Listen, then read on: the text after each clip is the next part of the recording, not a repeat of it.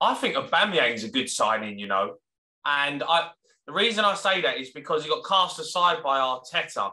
And, what did he really do that bad? He was late. We get that, but he's gone through a bit of a tough time in the last year with illness and, I think his family members having personal issues. And I think Arteta cast him aside. I think Barcelona have got a steal. Got him on a free. Arsenal have had to give him money to leave as well. I think he's going to go into Barcelona and absolutely rip it up. He's still a top player. And I think being in, a top club like them, I think you're going to see a different Pierre-Emerick Aubameyang. And I think it leaves Arsenal short massively. They've invested in the summer, they spent 150 million, but they ain't got a striker, really. Lacazette and Nketiah, they're not going to get them over the line in the top four. I think it kills them. I think it's left them short massively. So for me, I think Aubameyang could resurrect himself at Barcelona for sure. I think Everton have done well. They've got Lampard, which for me is a great signing. Benitez was just a disaster waiting to happen. I think Lampard comes in and then bang, couple of big signings. Van den Beek, Dele Alli, two top players on their day. If Dele Alli can get his hunger back, if he can get that fire in his belly, I think Lampard will get the best out of him. They're very similar in terms of how they played. Lampard was that late to arrive in the box, goal scorer. That's what Dele Alli is.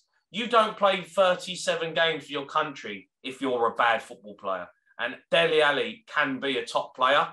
He lost his way at Spurs, and it's down to him to get it back. Too many managers come in, and too many managers cast him aside.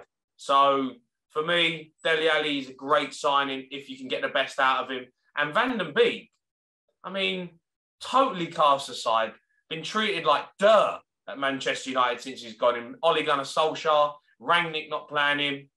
I think this is a resurrection for him going in at Everton. He is a top player. I've watched him play.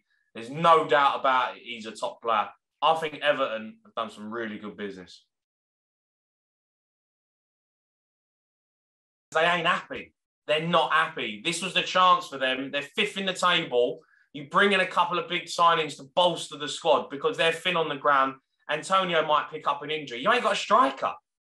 And I know they've had poor signings in the past, but that doesn't mean you can't sign a striker again. You've got to go and sign someone. You need to bolster your squad. And they haven't done that. And I think they've missed a trick because you've still got two options to get in the Champions League. Win the Europa League, which they're still in, or finish fourth, which they can still do. But they need the players. Man United are fighting for it. Arsenal are fighting for it. Spurs are fighting for it. And I think West Ham have left themselves short. So have Arsenal. I think they've left themselves short massively. Manchester United have a good squad anyway. We know that. They've got a good squad. So, they're going to be there or thereabouts. Spurs have brought in good players. Couple of decent signings from Juve. I think that definitely improves the team. We know Conte likes them.